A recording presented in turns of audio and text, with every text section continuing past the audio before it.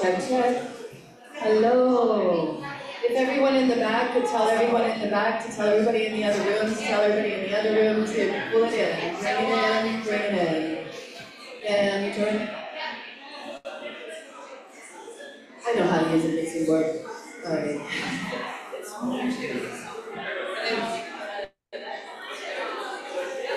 It should be both speakers. Yeah. Alright, well that's a little loud. Check. Alright. So I'm just gonna say that last thing once again for those who didn't hear it. If everyone in the back could tell everyone in the back, could tell everyone in the other room, to tell everyone in the other room to come on in. And we encourage you to bring your chairs up or to come up and fill the chairs up here. There are a lot of single chairs that aren't at tables. And we're gonna start out with some interactive stuff. It would be really nice to just have a feeling of being closer together in that. So if you will, come sit in one of the chairs in the front. There's many empty chairs in the front. Or bring your chair up closer to one of the closer tables.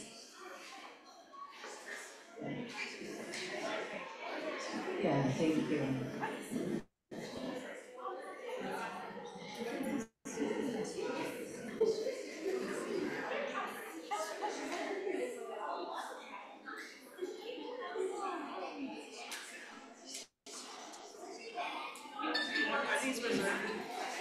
Yeah, get as close as you can to the front, everyone. There's still 8 available chairs in the front, and you're also welcome to bring the chair that you're sitting in, if you're sitting, anywhere closer that you can.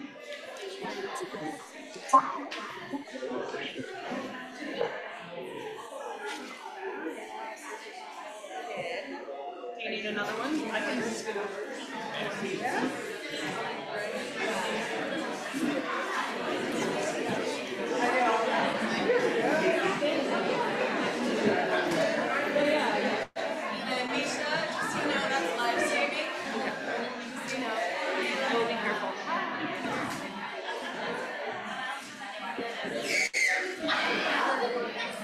Great. So the open chairs are about full, but we still encourage you to bring other chairs closer as you're able to, or stand. We're about to get started with the ceremony shares portion.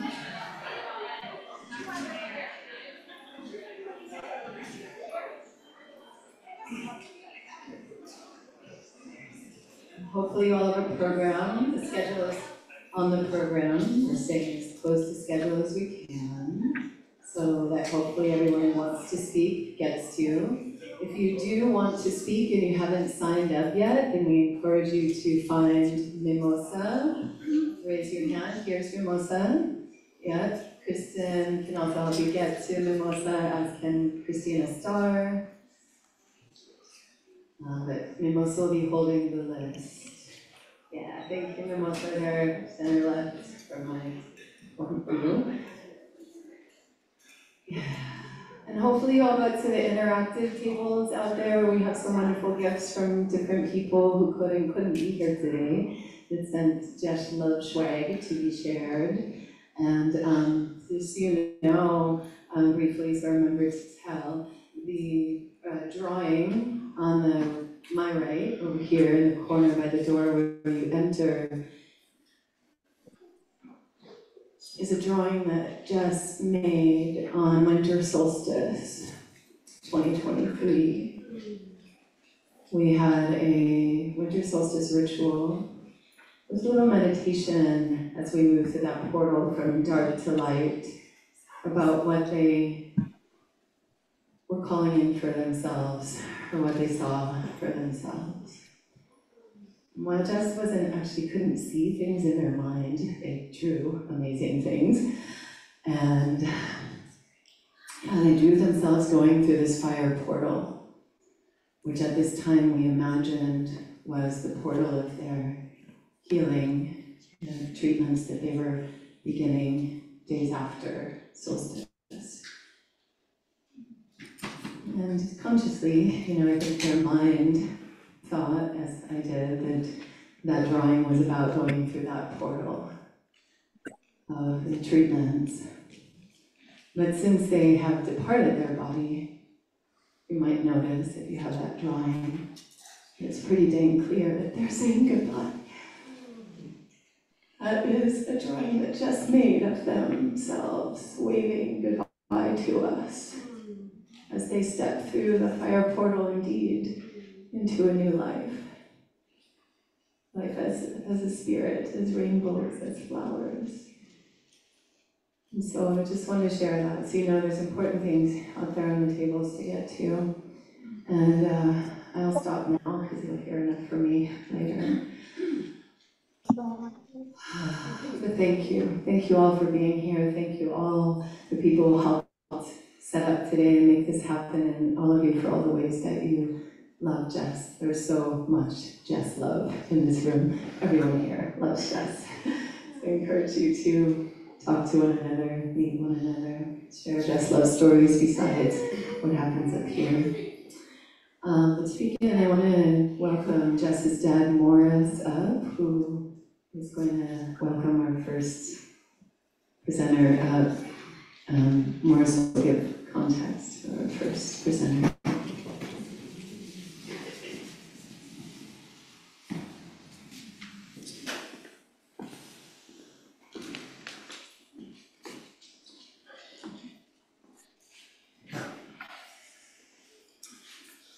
Thank you all for being here.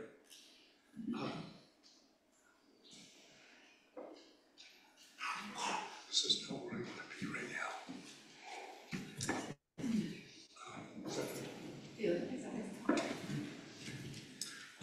Who's going to come up next and lead us through the thoughts and whatnot? Will be Charlie Scanlon. Charlie was.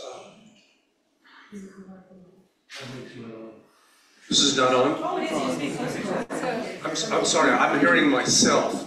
I apologize if you couldn't hear. Ed, were you waving like you couldn't hear me? Or she said other microphone. So this mic here only comes out the front, Yeah. just for anyone who's going to speak. Oh, yeah. This one will be the big speakers. Got it. Is that better? Yeah. All right. As I said, this is not where I want to be today.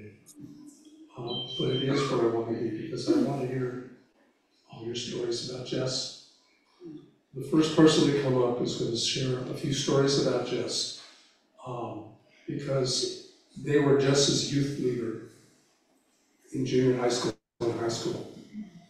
And the stories that Charlie has are stories that I probably haven't heard yet either. So, Charlie, would you please go for it? Thank you.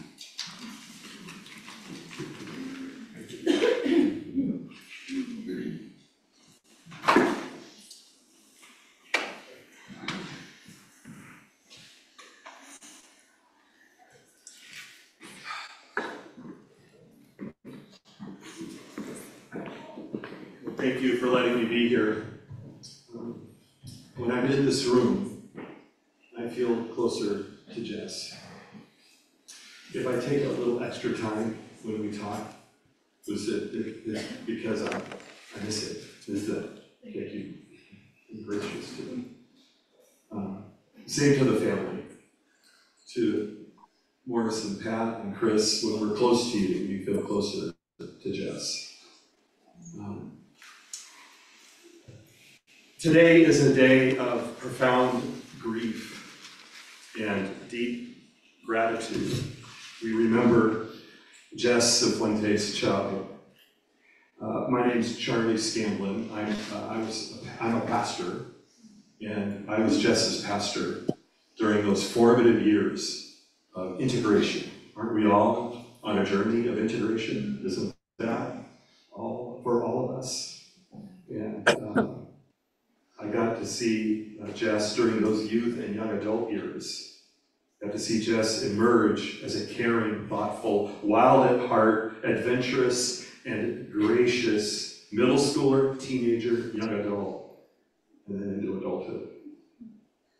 Thank you for allowing me to share my grief and also to celebrate this wonderful person who I dearly love.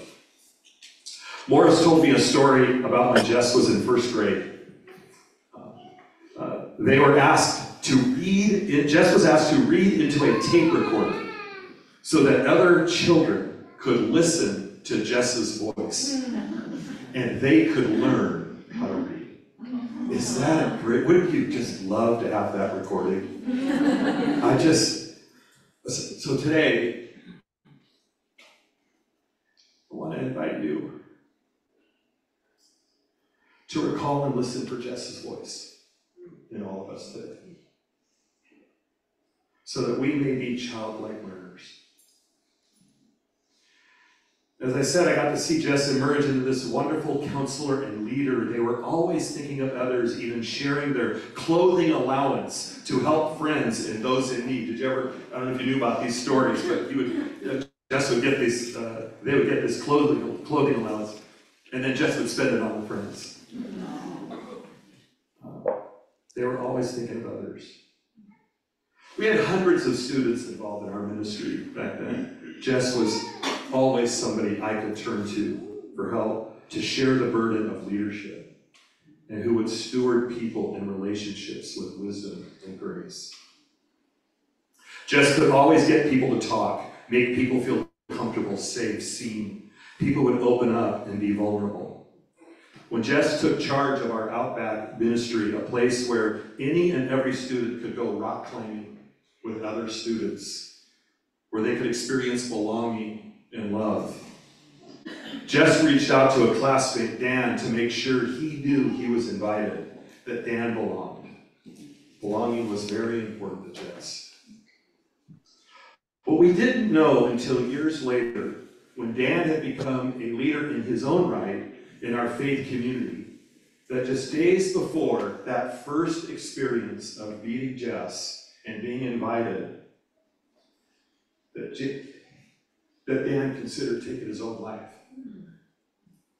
He felt he had no friends, felt that nobody saw him. But Jess saw Dan. Dan received Jess's invitation. He also received a strong friend with strong friendships. Have you ever truly saved someone's life? That's what Jess did. I believe Jess saved Dan's life. I believe that he made him feel so loved. And there was so much belonging that Dan said, I'm someone sees me. Truly looking into the soul of someone who feels alone, without hope, and with no friend by their side, and say to them, you are beloved, and you belong to me and to my friends. That is what Jess did. He did that for Dan, and they did that for so many others. Forgive me for my calcified brain. At Whitman College, Jess would later become an RA for women. go on to work for AmeriCorps in DC Central Kitchen, serving hot breakfast on the outskirts of town for the homeless. Jess was hired by social services, get poached from social services by HIPS, helping independent prostitute services, as their outreach director. They moved on to intake for the homeless and those suffering from AIDS at Johns Hopkins Hospital. Jess would see their calling to care required even more expertise as they dedicated themselves to the rigor required to become a nurse practitioner. All this while going through their own journey of personal integration. Jess and I had wonderful memories together when Jess was a student in my ministry. We'd go to Mexico together, we'd go on ski trips, we'd go to camp. Every Wednesday night, hundreds of students would be there. Jess would be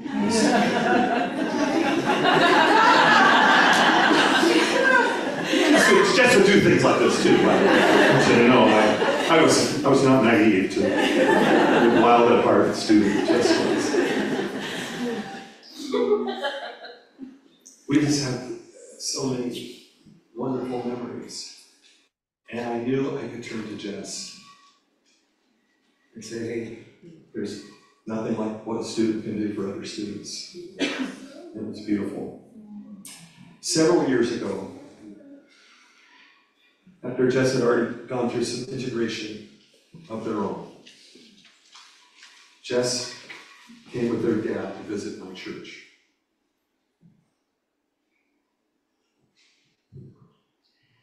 I can't even tell you what a gift that was. It is hard to describe the courage and the grace it took for Jess to get out of that car and come to my church. The student had become the teacher. It was a gift beyond measure. They did not need to do that. What great courage it took that day to stand with me and others in our courtyard. What great grace, what great love. Morris reminded me about a song he used to sing to Jess and to Chris when they were kids, and that Jess always remembered that song. Jess had a song in their soul. It was the tune of goodness. And they never forgot that tune. In my faith tradition, we have a theology called the Holy Spirit. You have to first understand that every relationship in every community has a spirit. There's a spirit in here, isn't there? You can feel it, can't you? It's like a thing. It's a thing beyond all of us. It like lives, and it's dependent upon the love in the room. And the more love, the more that spirit comes alive. And in our faith tradition, that love is so strong, it's called the Holy Spirit, and it's actually a person, a real thing, a real person. Now, I'm not saying Jess is the Holy Spirit, okay? So Jess wouldn't like that. And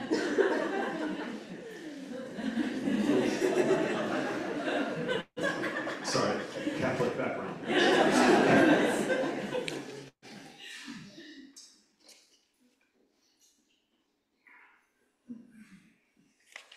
But I do believe the spirit of Jess, that we all know, love, and have experienced, as a reflection of the strong and holy and sacred love of God that lives in each of us. When we are loving, when we love each other, we honor the spirit of Jess. We feel Jess's presence. That tune of goodness to each other and to the world. And so, thank you for letting me experience that today with you. Who you are and what you mean. Thank you for loving that precious student that grew up to become Jess Sifuentes, Chubb, that you all became their community, or the family, that you continue to love them. And we love you. And listen, we love you. And we will all continue to love and honor Jess's spirit by loving each other. Let's do that together. Amen. Amen. Thank you, guys.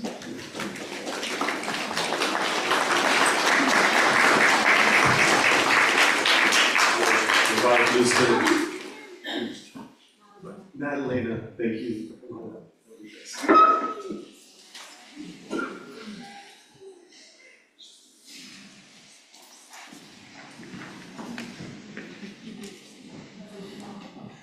I would just say that we're watching this very, I would just say that we're watching.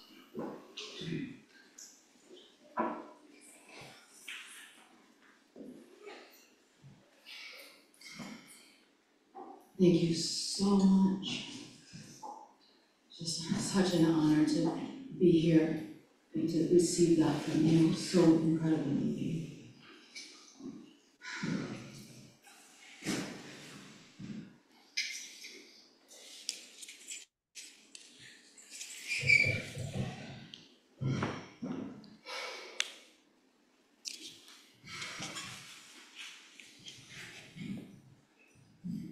My name is Madalena.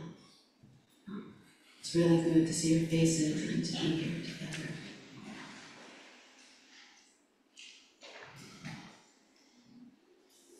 We are here. We are here.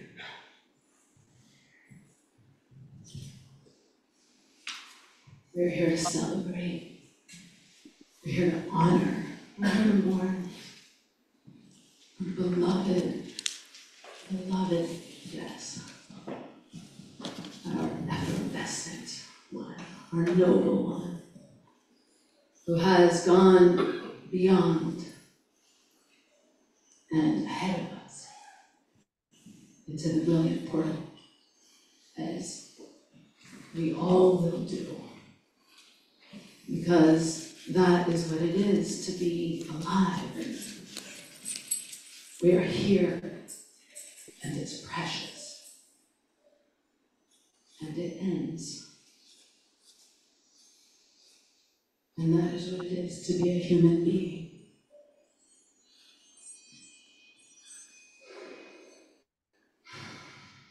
This possibility of opening ourselves as humans, of opening into what it is to be real, to be together, opening into our brilliance, into the Holy Spirit, into the luminosity, into what's here, being here together. So for our beloved Jess, and for ourselves, and for each other, as we're here weaving this village heart together, I'm asking if we can step together into even more presence.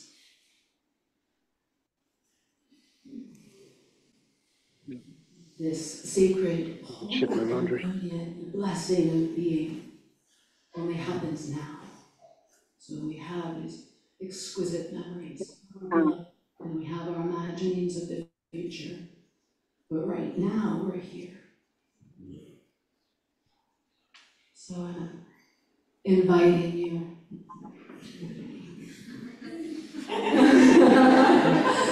to come into joy, playfulness, grief, whatever is here. So for everyone, it's a bit different, right? What it is to grieve. So some of us are able to access that opening and our tears and our presence, and for others of us, it's harder. There's maybe numbness or anger, deep hurting. And we're here to experience and allow all of what's here, all of this. So the invitation right now is to feel whatever you wish opening in your heart. So slowing down, just slowing down and feeling your heart, feeling yourself. If you wish, you can put your hand on your heart. You can feel your feet against the ground, feel your bottom in the chair, come into your body as a human being. Maybe look around for a moment, look into each other's eyes, slow down.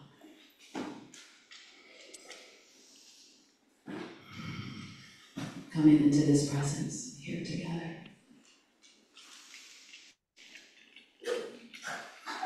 Allowing a little silence.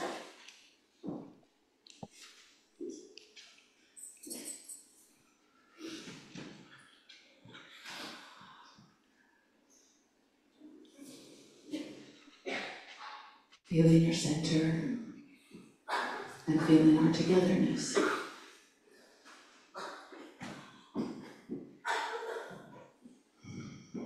Gone beyond,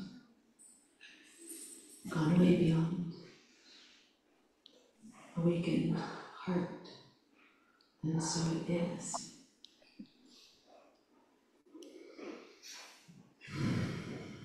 Breathing. Can we all take one good deep breath together?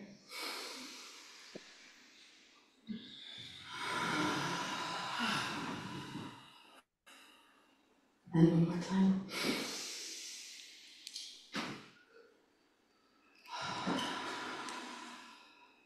And one more.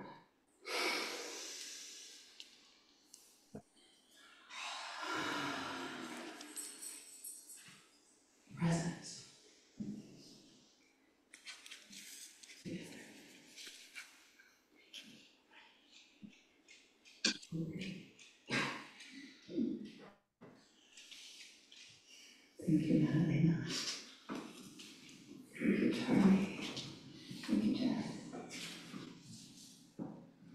So, in the days of Jess's transition out of their body, not the other transition, wow, the weather. It was raining and storming and sunny and rainbows and wild wind and thunder and rainbows and raining and storming and sunny and wow, all of it again and again and again, over and over for days.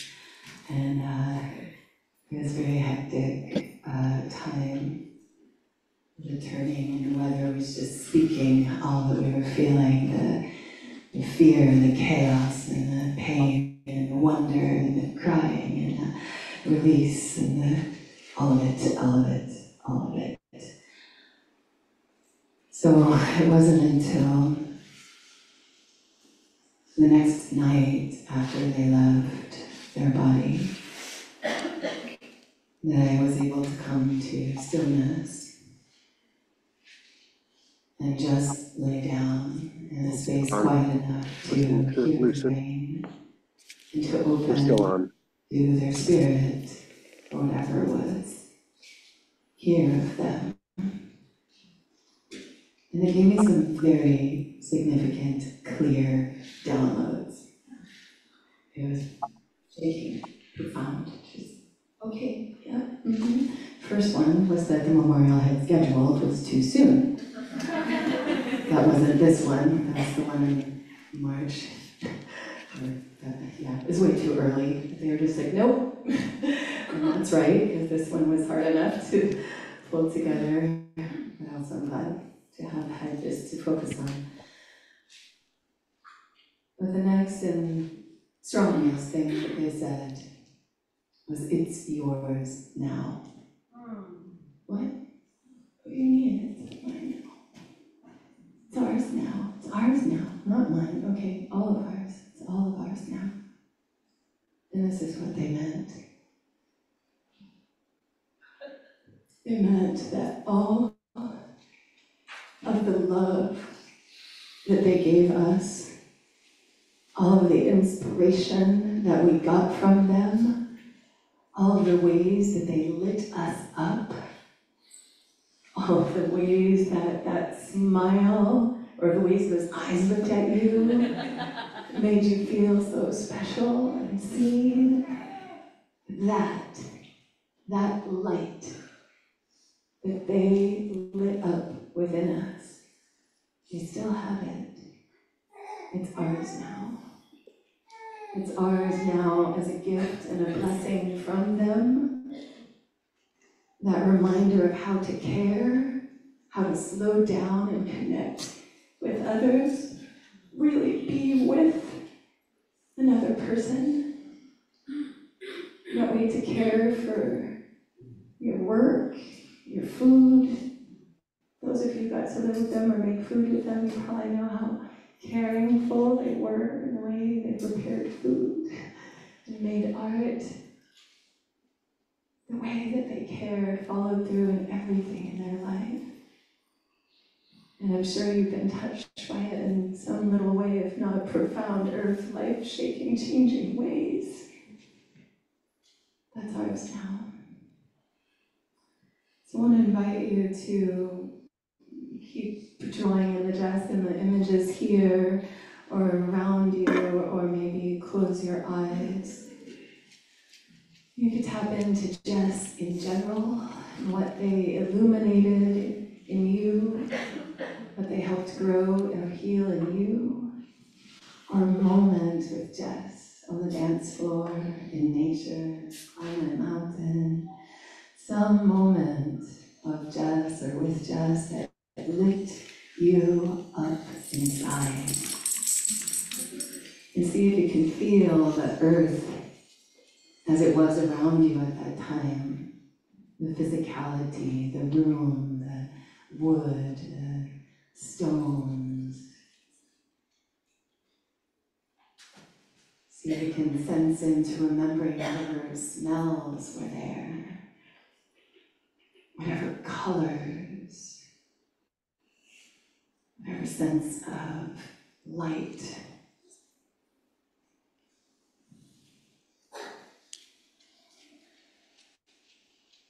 And sensing into your own breath, just let the breath embrace that energy.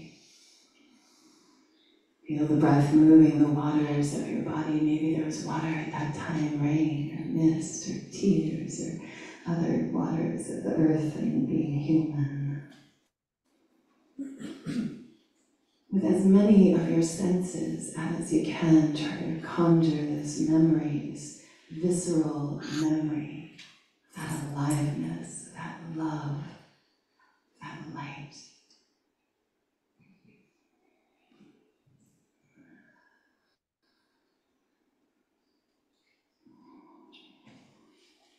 And I've been calling it the Jess Love Light.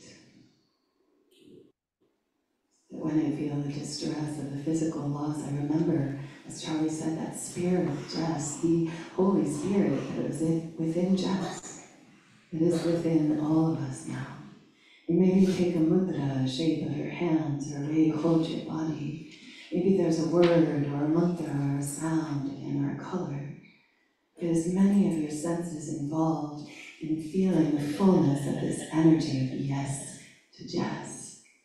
Yes to that love light of our beloved Jess. That silliness of our beloved Jess. Maybe you can just imagine placing that into your heart. Putting your hand in your heart and just placing that light into your heart. Remembering really that light's already there. Whatever else happened in the human world and the way that we struggle with each other, so it is. That spirit, that love was there, is there. And it's not just our gift and blessing, I think, but what they told me, it's also our responsibility to carry it forward.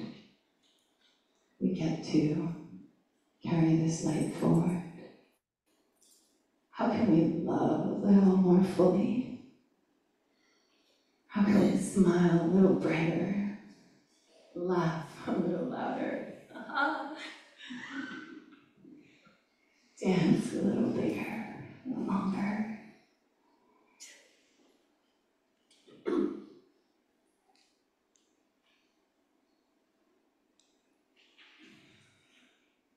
If you will, imagine that love light in your heart just overflowing from your heart throughout your body, and throughout your body, out through all these tools of blessing that we have, our eyes and our voice and our hands, our energy. Just imagine that rippling out, rippling out, rippling out. Our gift, our blessing, our responsibility to ripple out. I want to invite you to add a little sound to that. We'll just make yoga is called Brahmari or bees breath. It could just be a hum for you. But using the vibration to be that sweetness, that love overflowing, to ripple it out. Bad. So bad. The world. They did, by the way. When you're in there. I was there. Okay. Exhale and empty out, if you will. Inhale into that beautiful Jess love light in your heart. And if you will, just tone it out, sing it, sigh it, laugh it, cry it out, whatever you gotta do. Here we go.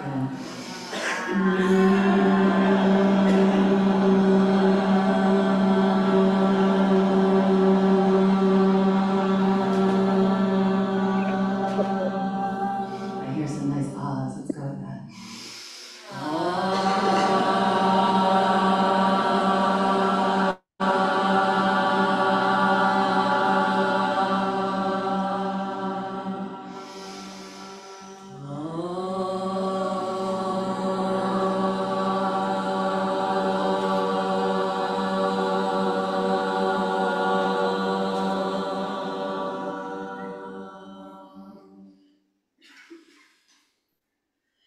So, Sarah.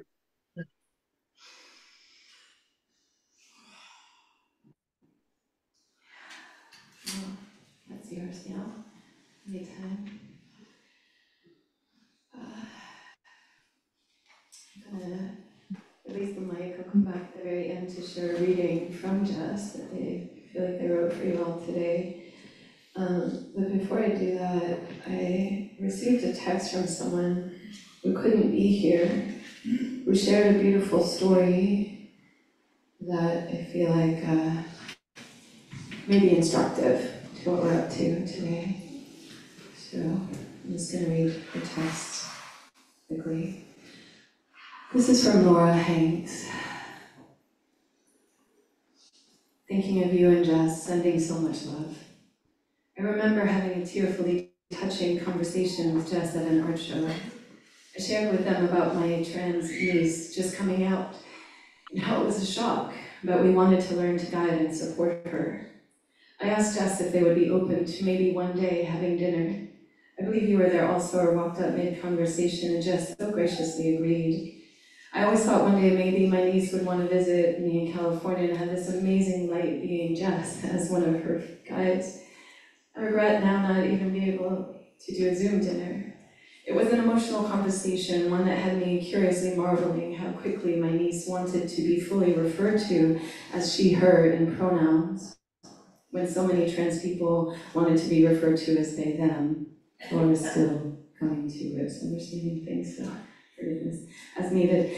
And Jess replied, I wish I felt worthy enough to be referred to as she. To which I said, you are absolutely worthy. We both had tears in our eyes and hugged in that moment. I'm not here to be here this weekend, but know that these brief interactions with Jess were powerful and memorable for me. I'm so grateful to have experienced their light.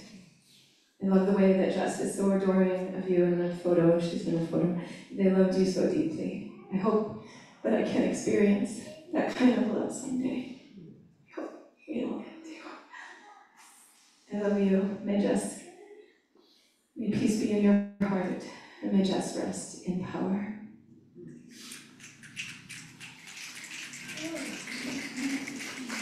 I share this because I know pronouns are hard. I share this because I know many of you knew Jess with a different name and a different pronoun than the one that may, or one or ones that may be used today. And I know that Jess was identified as a feminine being since they were a child. That they weren't sure how far they wanted to go with things. That they were jealous of my girlfriend, who I called Mama. So I encourage you to use she or they pronouns today, if you can. And of course, do what's real for you. Just in honoring of knowing this about Jess, if you will. Thank you.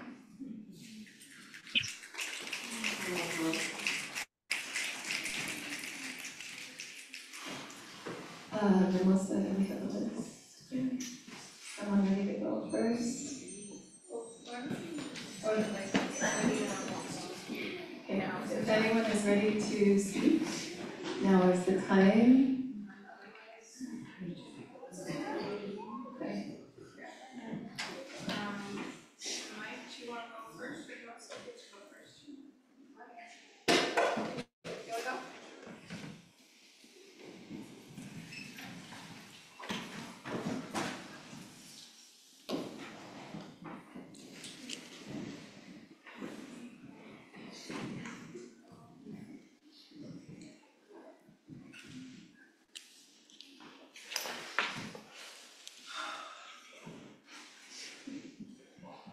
Hey everyone, my name is Mike Sweeney.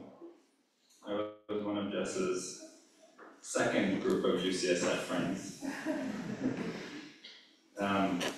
As many of you know, Jess went to UCSF, the school, first to become an RN, and took some time after that, and then went back to school. To complete their master's in nursing to become a family nurse practitioner, and that's where it began.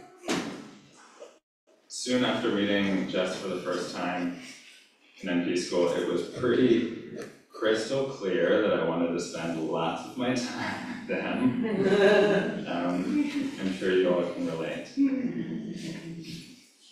One of the first things we did in NP school was learn how to do very thorough and very efficient physical exams. We call them head to toes. They're very impractical in actual practice, but it's a good way to learn, I suppose.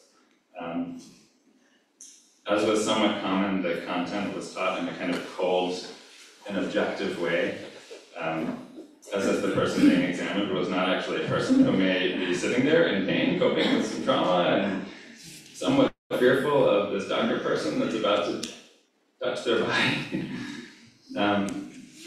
Jess and I and a few other students bonded over the importance of seeing the humanity in patients, or just other humans sitting in a room with us. And who trust us with their care, and the importance of practicing radical consent, even in this environment. Especially in this environment, which can commonly be cold and objective and terrifying. When we met, they were just so, I was drawn to them because they were just already there. They were so on it. and fired up to practice the way they already knew that they wanted to practice in this career. They knew what good care looked like. They were not willing to just sit there and receive information in school. To the contrary, every day, Jess brought a critical analysis of the systems of structural and institutional violence that permeate our healthcare institutions. Jess would not pass up opportunities to challenge the status quo. And I'm speaking from the clinical perspective, but I know this was the case in so many different parts of their life. This often meant challenging our instructors, which they did routinely. And I was inspired by that. And the academic institution itself. Jess was not afraid to speak up. This theme of consent and patient empowerment became really a foundation of our connection, and I think the connection of not just mine and Jess's, but our little cohort of students that became close. Jess carried with him this beautiful knowledge of human experience and a willingness to bear witness to both pain and healing, and hold space for others in a really special way. It actually truly is a rare thing, like what Jess did for us and does for us, still does. So this little group of us who became very close were funded by these principles and also by following Jess's lead and being super silly all the time. We would study long hours together, or we would not study for long hours at all. But when we were thinking seriously about the institutional problems we faced in this career we had chosen, we promised each other we would do things differently. And Jess was most often at the forefront of those conversations, challenging even us to think more expansively and inclusively about the experiences of our patients. But we didn't just complain about systems all the time, we also talked about like actual anatomy and physiology and pathology and medicine and all of that. Turns out we became decently skilled clinicians. Jess certainly was one. But in an academic and clinical respect, it was inspiring to study alongside Jess because they brought to their practice this refreshing curiosity for the way things work. If you got them going on how the heart worked, for example, you might be in for a very long and nerdy conversation. It turns out Jess had a great deal to share with us all about how the heart works. Promising I'll have a few more things to say. These gifts that Jess shared with us were part of a larger conceptual and I think spiritual commitment to healing and health justice. Jess was just as focused on the importance of healing ourselves through radical self-discovery and self-love as they were to healing others through their work in the community. Jess was always super honest, like sometimes maybe too honest, you know? One time we were rock climbing, and they were belaying me while I climbed a pretty difficult route. And when I finished the climb, and after lowering me down to the ground, they said, "Wow, nice work. How long have you been climbing?" Feeling proud and a little flattered, I responded that I'd been climbing for a few years, never too seriously. Then without a shred of sarcasm, like to provide genuine feedback, said, "Oh yeah, I asked because you don't have very good form or technique."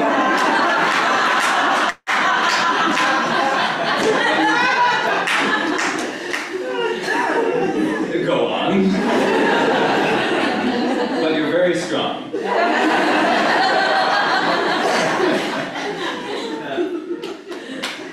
You know, thanks, Jess. I could always count on them to really tell it how it is. And I wouldn't have had it really any other way. Last little bit, when we weren't studying or learning clinical things from each other, we were playing. We climbed and swam and sang and traveled and cuddled and looked at flowers and the majesty of a redwood and the delicate miracle of a butterfly, and shared massages. Mostly Jess gave massages because they're very good at them. And they also couldn't tell me things that I could do with my body to fix it. Like, your IT band is too tight. Thanks, Jess. Everyone who knows and loves Jess knows how purely the love flows from them and with them.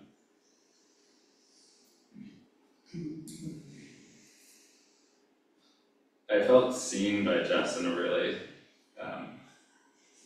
really stepped away. To wrap up here, there's a lyric that makes me think of Jess. And I like to imagine them telling it to me, even though they never actually told it to me. I'm not sure if they know the song. But the lyric is short, I'm not going to sing it. But it's that your heart is a muscle the size of your fist. Keep on loving, keep on fighting.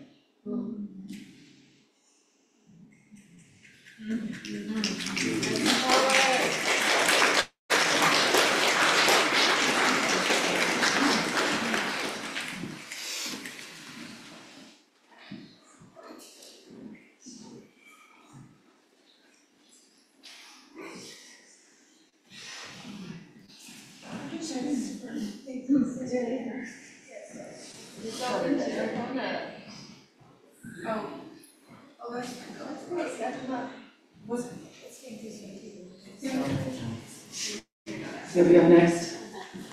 I'm Kristen, I'm here from Canada. I've known Jess since 2016, which was a momentous year for them. We all know that Jess went through a lot of changes in their life, the most significant of which was clearly quitting coffee. What a freak, am I right? But in 2016, Jess told me that they were intending to transition. And they wanted to have a ceremony at a significant time. So Jess and Ruby came up between Christmas 2016 and New Year's 2017 and stayed with us for several days at my in-laws' house in Victoria. And they showed up with so many gifts. Notably, animal onesies for every single member of my family. And we just sat around in animal onesies for like days at a time. Once we got back to Vancouver, we even went out for Indian food in our onesies. It's adorable. Jess, as I recall, was actually dressed as a lemur that time, which is the exact opposite of a tall, awkward creature, and that is the power of role play. I can't remember if it was then on that visit or if it was beforehand that I had come up with the suggestion of the name Jess, which happens to be also very perfectly gender neutral, but more to the point for me would have been, I suggested it as a soft landing place for those who were having trouble switching from the old name to the new name. You'd be like, hey Jess, yes, we made it. The ceremony that we had for Jess was simple, meaningful, and adequately goofy to suit their personality. On New Year's Day, we lit candles, we set intentions, there were hugs and tears and giggles as we got ready, and we placed the hormone pills into a silver chalice. We knew we wanted to represent a rebirth and emergence for Jess. So my husband and I stole our children's collapsible play tunnel for Jess to crawl through and re-emerge from, like a bright blue birth canal. My husband Sam also wanted to represent that the transition would be a difficult one. So before Jess crawled through the tunnel, my husband sprinkled Lego onto the carpet underneath it.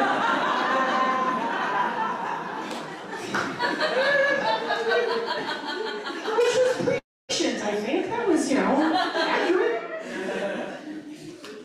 And once Jess crawled through the tunnel and emerged, they accepted their first dose of the hormones. Just like that, the swallow of water and the blink of an eye, and a whole new life opened up. Not an easy life, not a straightforward life, but one that was authentic and brave and real. Jess was my first loved one to transition. I learned so much from them about society, authenticity, judgment, self-love, and compassion. And like Mike was saying, more than anybody in my life, Jeff just made me feel seen. That was one of their superpowers. Ruby and Jess and I, on that trip, took my 5-year-old daughter aside and told her that from now on we would call Jess they and them, and that they were slowly but surely going to become a woman. My daughter, who was 5 years old, said, looked at us, and said, does that mean that you will all be lesbians then, Mommy? And we thought about it, we're like, I guess, like, yeah, in that way, yeah, well, yes, we'll become lesbians. And she said, but you'll still be the oldest lesbian, right, Mommy? Thanks, kid. I was absolutely honored to be part of that momentous transition for Jess. And I am once again honored to be part of this final transition with all of you who loved Jess and whom Jess loved so well. Blessings.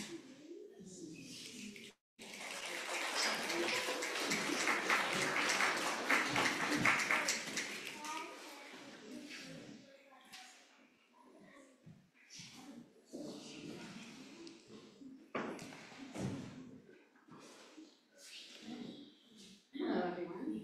My name is Cynthia, and I didn't have the good fortune to know Jess for as long or as well as many of you, but I consider myself very lucky to have met Jess and worked alongside them a few times over the past several years.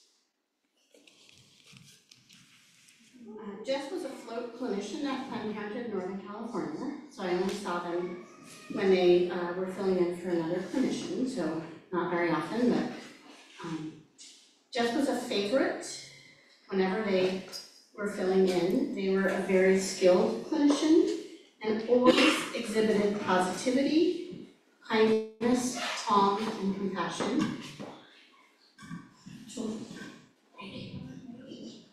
towards patients and coworkers. Universally, every time Jess showed up, everyone was extremely happy. So it made a very big impression from the very first day. I did have the really good fortune to have one opportunity to get to know Jess a little bit better. About 2 years ago, we had the chance to hang out after an all-clinician meeting, and we talked about our respective careers as clinicians. During this conversation, Jess commented that they felt that they got special treatment at Planned Parenthood because they were transgendered. To be honest, I was a little surprised at that comment. I had heard that Jess's previous employer was not supportive when they were transitioning, but I thought to myself, wow. Not only how fortunate it was that Jess felt that not only that Planned Parenthood was and the staff there were supportive, but that we gave them special treatment.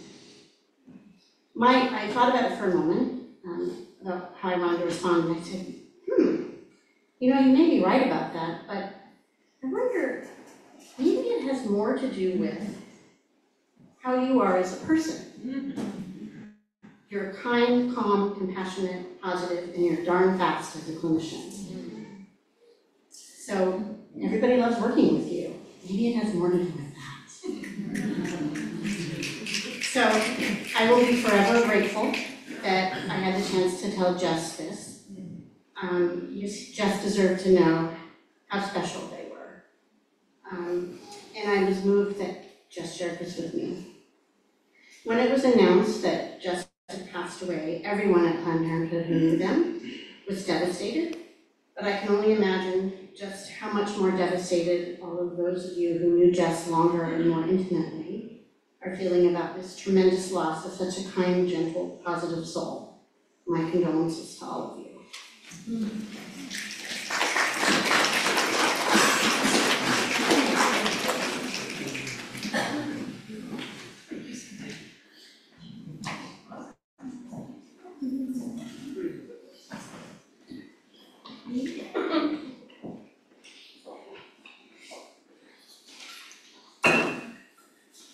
Hi, I'm Shameless Heather, and this is Indigo.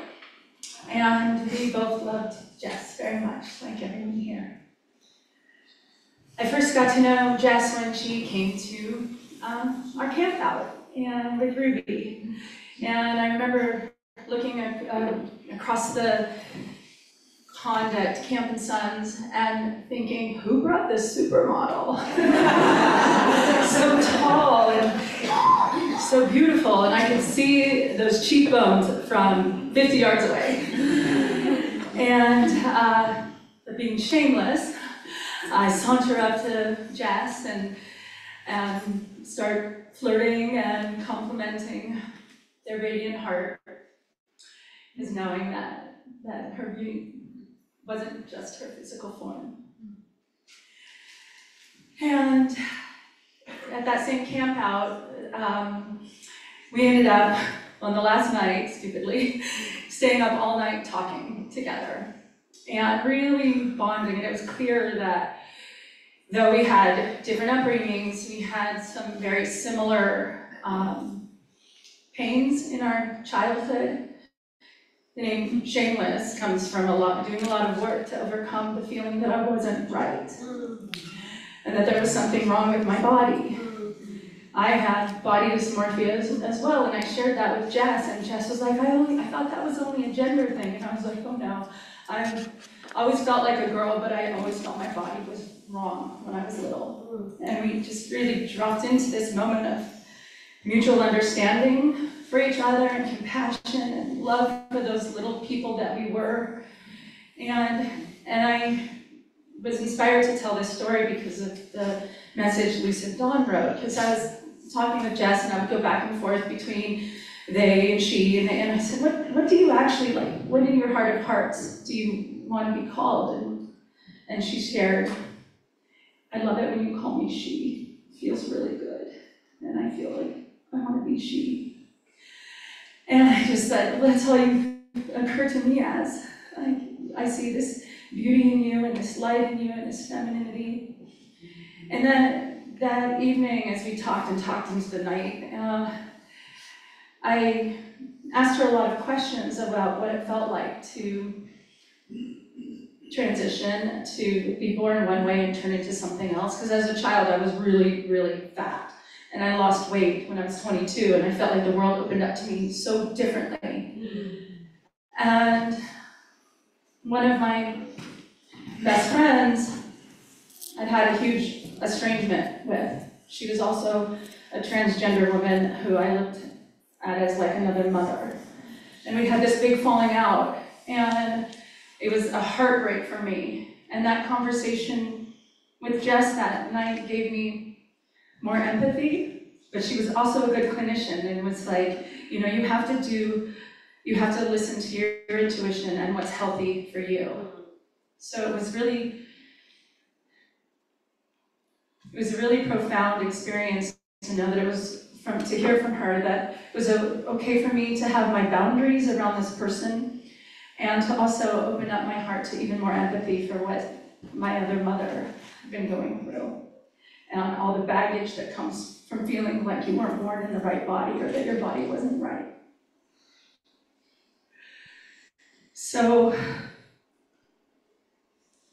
fast forward, we had so much fun at birthday parties, Ruby's and my ex-husband's, and then came another camp out. And I had a devastating breakup with my husband and Nico's dad. And we met for a wedding of some dear friends in Oregon and camping together. You remember that? And Jess was such an incredible ally to me. She also knew and loved my ex-husband and had so much compassion for him and the pains that he felt, and so much kindness and generosity. And again, we were in kind of a kindred soul experience of going through tough times with our partners. Mine was more extreme, and she was such a sister to me, such a dear friend that held me in my pain and shared hers with me. And we were able to support each other, and again, an amazing friend and clinician guiding me in her incredible counseling. So I will forever be grateful to Jess and forever be wishing we had more time. But seeing so many people here that share these same feelings of being so profoundly touched by her presence in your life, including my little son here, who's crying on my lap just minutes ago about the loss.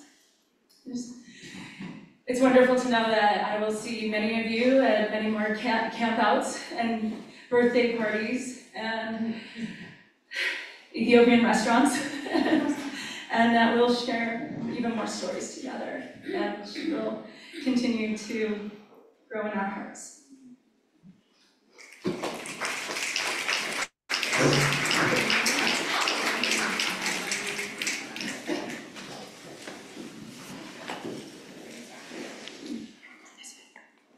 Hey, folks, it's good to see everybody here. I wasn't going to share, my name's Jax. Jess and I lived together up until January for a few months.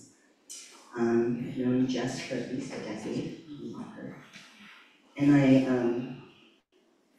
really just can't believe that she's gone still. Even as we've been talking about it, I've caught myself wanting to text her things that folks have said about her. And it's really odd, and so I just wanted to share our last text exchange. No content warnings, or I will skip there. Yeah, parents are here. Okay, cool. So yeah, so this is January 27th. Just passed on January 30th. So I wrote, "Good morning. FYI, I sent you an email with." So mail was coming to our shared house still, but Jess had moved. Blah, blah, blah, blah, blah, my parenthood, blah, blah, blah. Okay. She wrote, I'm gonna just use she and they both probably. She wrote, "I'm extra punk at the moment. 2 days ago, I started losing fistfuls of hair." Maybe there were content warnings, I'm really sorry. The doctor thinks it's only the radiation and therefore limited to patches.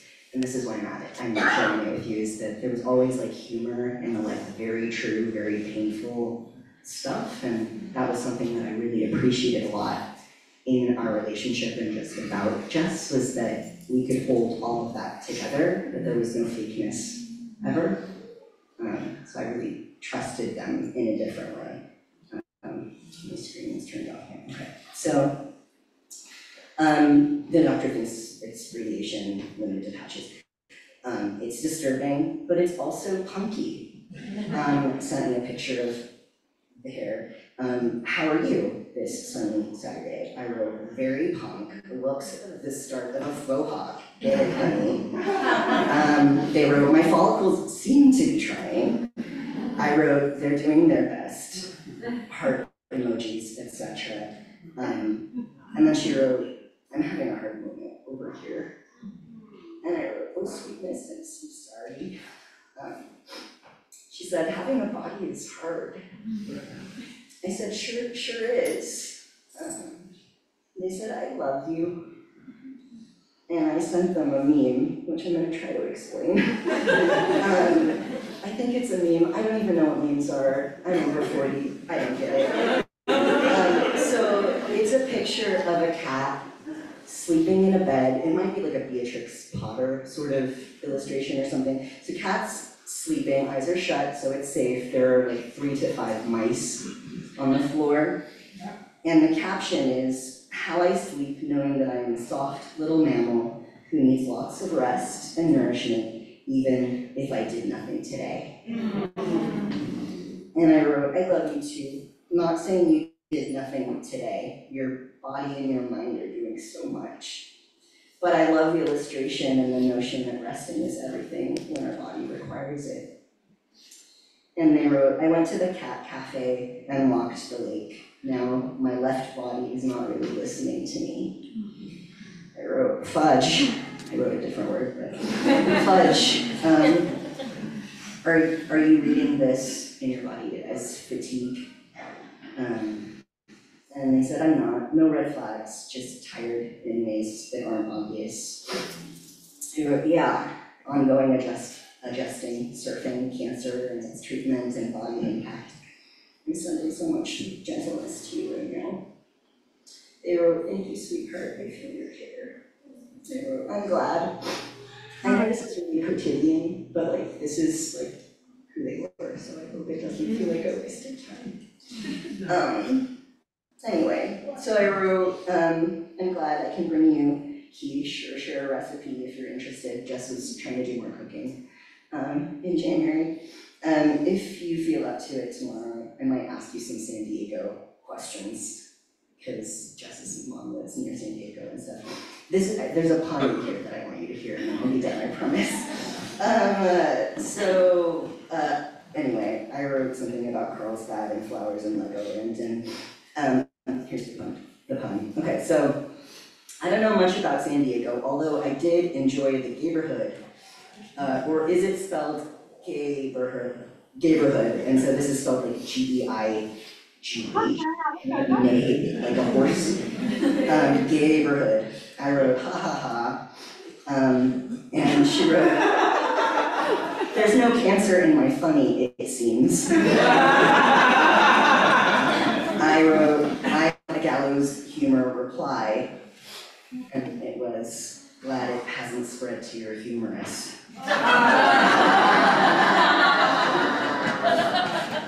I'm gonna leave it there, but I know that she brought so much delight that they were always true to themselves, and I noticed in the last year even just like an unfurling and a different confidence and presence in them, and I feel so deeply, deeply grateful to be able to have witnessed that on a daily, to have tea in the morning, to leave them bouquets of flowers, to talk about Palestine, to think about ways that we can be compassionate to people that don't have the same understandings or values or things, or to try to find the common humanity. I feel like it's so, that word, fucking important to hold each other. Like, we share so much more than we have differences. And I really appreciated Jess's capacity to hold those dialectics. So anyway, I love you all because you love Jess, so thanks.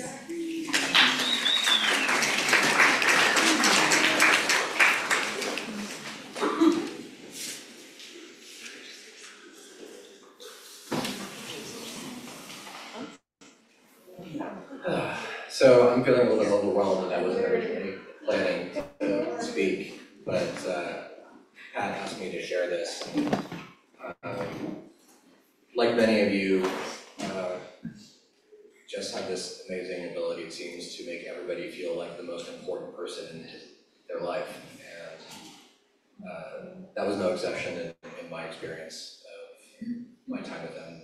They were a real rock for me through some really challenging times. And in addition to being a dear friend, Jess moonlighted when they were not with Planned Parenthood, with my company that provides harm reduction and medical services in festival and community and large venue environments. And being really deeply moved by, and as all the previous speakers have already talked about, their immense ability to make people and patients and friends and loved ones feel safe and seen. What a tremendous role model, and for those of you who don't work in healthcare, the kind of light that Jess shone on their patients and their coworkers and everyone around them is a rare light. And so we, in my team, discussed it, and this is sort of like looking forward. There's not, so much of what we're talking about now is about our memories and our, the things that we will cherish. This is something that we'll carry forward into the future, because we decided to create a Jess Chubb Memorial Giraffe Award. And this is, not only to sort of playfully acknowledge and, these majestic and sometimes awkward creatures that were so special to Jess, but also that giraffes have the largest heart of any land mammal. And that seems very appropriate given Jess and Jess's heart-centered approach to patient care. And so we instituted this award in their name and honor so that we can, in the future, recognize those that carry a glimmer of Jess's light forward in how they care for others and how they will continue to inspire new generations of care providers, and their name will live on in this additional way.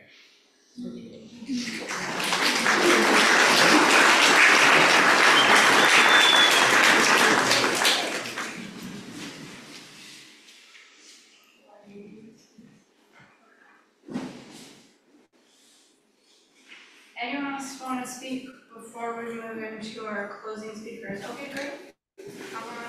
So after this person is going to go, if anyone else wants to, you should come on up and stand over here with me, and then we're going to have Adeline do a little bit more. Ruby is going to speak, and Lucid is going to speak, and then we'll be covered again. Hi everyone, my name is Sasha. Every once in a while there comes along a person that when you first meet them, it doesn't feel like meeting them, it feels like recognizing them. I was going to Jax's birthday dinner, and I was walking along the street just outside of Millennium on College Avenue, and I see this magnificent person carrying a motorcycle helmet, and I was just like, oh. And then there was that moment of like, oh, this person sees me. Huh. And we both approach the door, and Jess opens the door for me, and then we go to the front desk, and then we both say, we're here for Jax's birthday party. And so we kind of wiggle our way over to the table with Jax, and are just drawn to one another. And once again, it does not feel like meeting, it just feels like recognizing a kindred spirit, someone that I was supposed to know. We hung out multiple times after that, and Jess was so willing to be open and vulnerable. I remember a hike in particular where I opened up and talked a little bit about my childhood and my family, and about how it's hard for me to be. I was describing my relationships and just recognized, I see the way in which you are close to people who understand depression, who understand having a shadow side. And Jess was the first person who put a name to that. And I really have forever been grateful for the way that Jess was able to name the way in which those of us who've experienced that, whether in ourselves or within our family systems, how we seek each other out and we give each other space to have that. Jess was also so incredibly generous with my kids. When we first met, I was 4 months pregnant with my son, and I had a 3.5-year-old daughter. I got to go to Jess's nurse practitioner graduation party, and I had practically a newborn, I think, at that time. And so my daughter was playing Frisbee with a whole group of adults. And Jess comes up to me and says, do you know what your 4-year-old just told me? I said, no. she said, your daughter just told me that she wanted some alone time and didn't want to play Frisbee anymore. And I wish I knew how to set those kind of boundaries.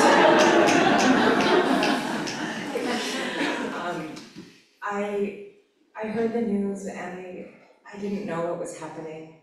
The last time I had interacted and seen Jess, she was working for a clinic in Oakland serving the homeless population, and it was the beginning of the pandemic, and I had 2 kids I was trying to Zoom school, and my line of work disappeared because nobody wants to go to live theater in a pandemic.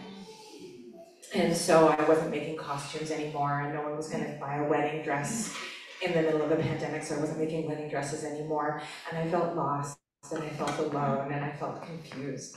And Jess says, oh, I'm working for this clinic, and I'm like, oh, what are you doing for masks? And I delivered all the N95s that we had left in our house, and then I spent the first few months of the pandemic cranking out as many cloth masks for Jess to take to the clinic and distribute to the staff, and for Jess to use, and for their patients to use.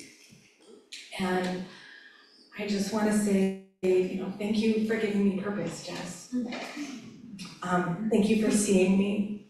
Thank you so much for making time for me, because every time that you spent with me, I felt so important. And it's really wonderful to hear the ways in which she was so able to make people feel seen and important. Thank you all for sharing this. I flew in from Montana to be here because, for all that Jess was someone who just touched into my life in these brief intervals.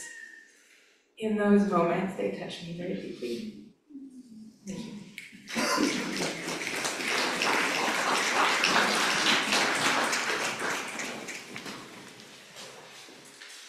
Hi, my name is Barbara, and I went to college in Walla Walla, Washington with Jess 20 years ago. And so just kind of following the same theme of how much Jess touched people, even when you haven't seen them in a long time or you interact with them for short eras of your life. I didn't really live in the same place as Jess for most of the years between 2022 and now.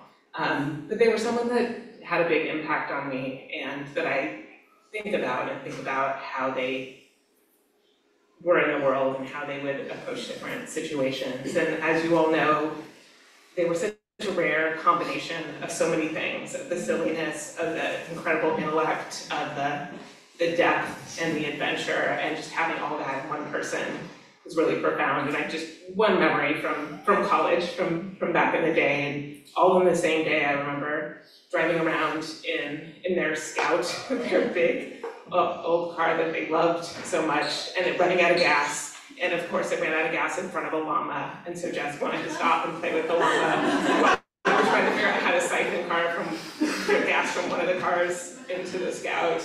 And then we went back, and they put together fairy lights all over their room and a dance party, and brought in all these different people to a dance party, and then they stayed up late having deeply feeling conversations. And it's just, you all know this in all of these different ways, but that's some memories from 20 years ago that are still vivid, even for someone who wasn't around a lot in between. So that's all I had to say.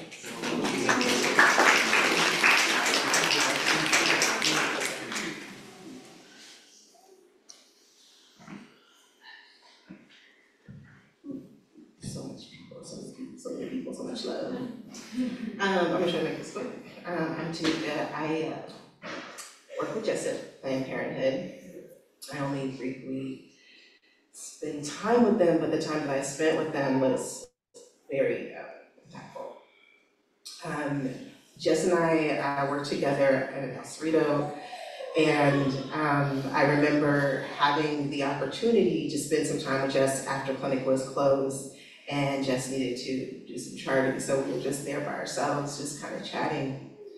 And I don't even know how we got into this conversation, but we started talking about self-care and self-love. And I immediately started talking about my inability to do so, my ability to just hold space for other people and not take care of myself. And I remember just talking to me about some exercises, some books that I needed to read, and asking me questions about, why I didn't show up for myself and how I could show up for myself.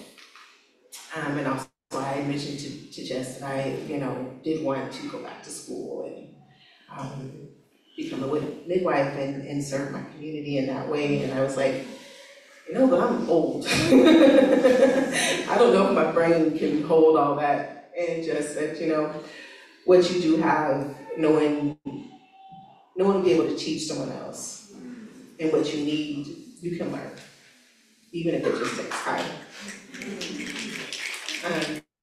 And I really appreciated that. And I just remember our conversations. I remember talking about trauma. I remember talking about not feeling, as one person said, right in your body.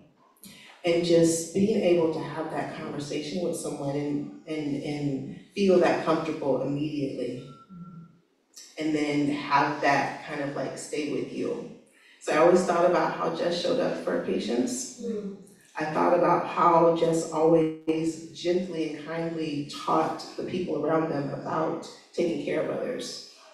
And I thought about how they always reminded us to take care of ourselves.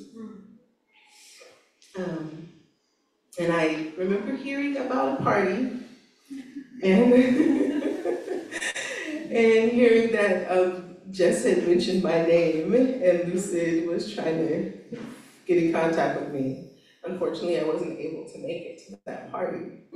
But I just remember hearing that and thinking, wow, that conversation was a long time ago and they spoke about me. And that was a big thing because I was so impressed with Jess. They were so strong, and being in their presence, just being in their presence, you felt this washing over of love and joy and light. And I do remember when I heard about the passing, and I immediately felt angry. Because I was like, I know there's a plan, and I don't understand it, but I was so hurt because this light was taken away. And I feel so much better now being here because I know that it's still here because it's still here in all of you. Yeah. And that makes me appreciate the fact that they were here and that they could spread that light and that it's still here with us today. Thank you. I love all y'all.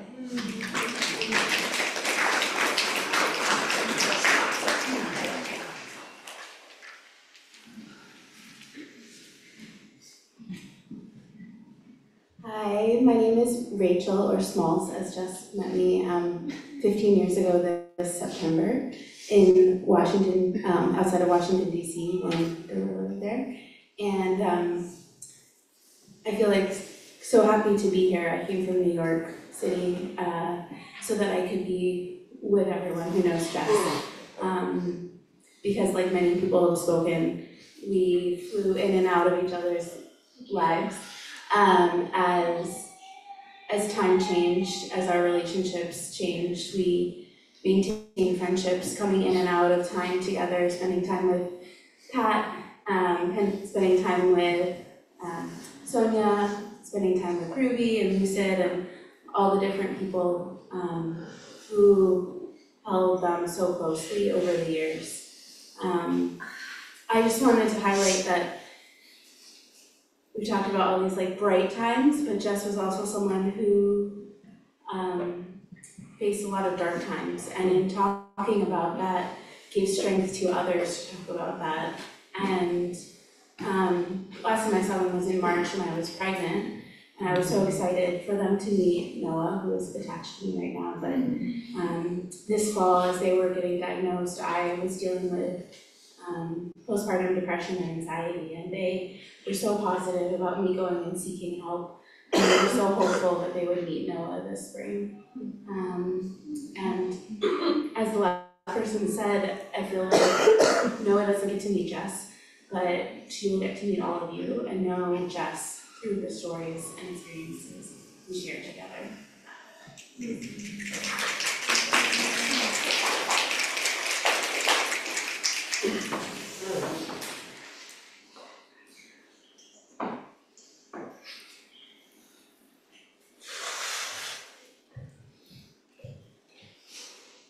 Thank you for receiving me to speak again. I wanted to share something personal.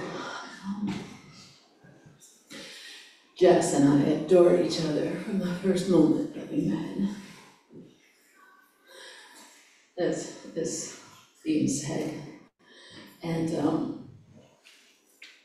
but we became really close in the last few seasons. And Jess came to my healing ceremony when I was diagnosed with cancer in the summer. And Jess and Lucid were so strong and kind for me, with me, and stayed till the end, helping to clean up and just holding me. And then Jess was diagnosed just a few months later. And the way that we were speaking together, for me, helped so much to be strong and to open to what was happening and to not turn away from every experience in our bodies, in our hearts. It's very frightening to be so close to death. And for me and for Jess, the conversations that we were having allowed us to be wide awake, wide open-eyed, to being, I think, more fully alive. Because what I'm receiving in all of this is that how we die comes from how we live.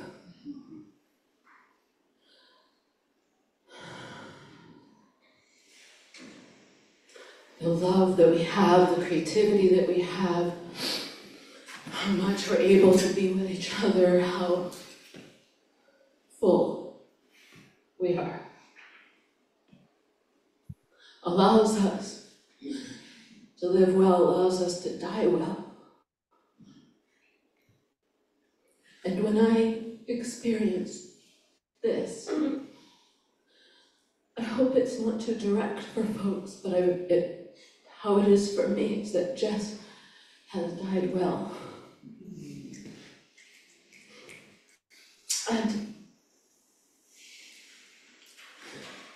Jess was at my house that solstice when they made that extraordinary drawing, waving goodbye from the fire portal. And I was so struck by that.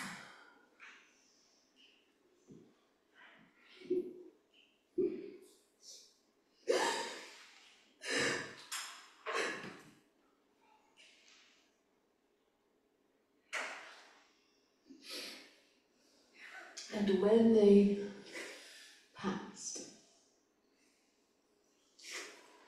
I heard whatever this is, whether it was them speaking or my own voice speaking to me in their wisdom, I heard their incredible generosity in practicality, in passing swiftly. I feel like it was a great kindness.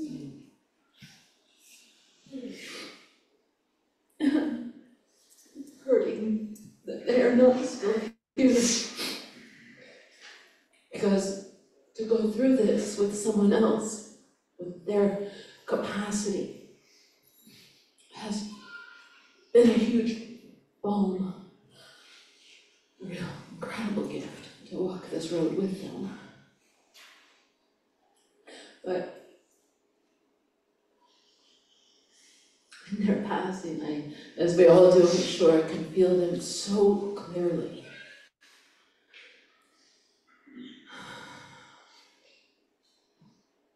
They give me courage every day when I'm scared.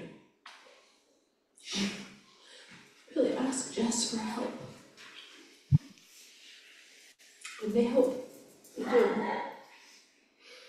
In the rainbows and in the winds and in the breath and in humor. Today I was real shaky and I asked Jess for help and they sent me humor. They showed up with kindness, with humor, with love.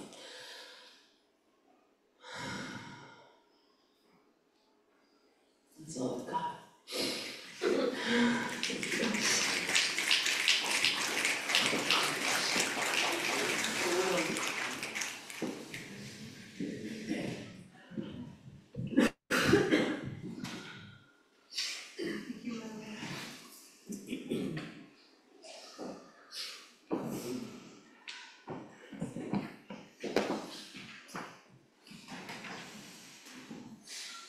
Yeah.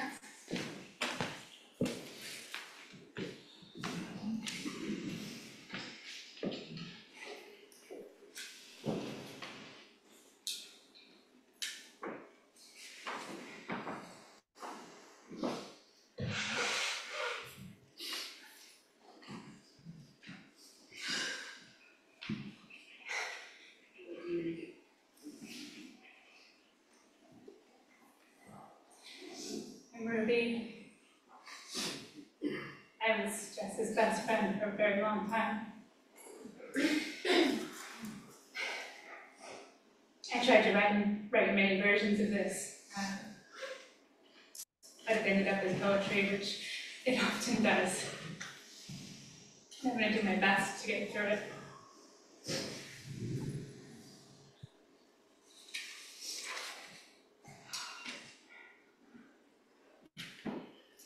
When I met you, I thought you were a tree. From my vantage point of a borrowed wheelchair, you towered. A luscious, lanky goofball, eyes glittering with mischief, nervous energy and joy, a combination I would learn to know and love so well. I remember giggling, flirting so awkwardly, knowing immediately that there was something inside you I wanted to drink, to dive deep, drowning, and come up laughing. And so I was brave. Even with my broken foot and clumsy words, I reached for you. I wanted to climb your winding trunk, to crawl along those spreading branches where, beneath the canopy of dark curls, your collected creatures scurried their stories in pitter-pats across your psyche. There, I would reside among your treasured phantoms, another precious life you'd weave into your own. So, when you scampered back into the crowd and left your ID at the booth I was running, I saw my chance to draw you in. I set a trap with a scribbled challenge, a bid for your affections, and you came shining. And after a night of adventures, I found myself cradled in those branches, letting your warmth sink in as my fragile spirit remembered the feeling of home. When I first loved you, I thought you were a giraffe.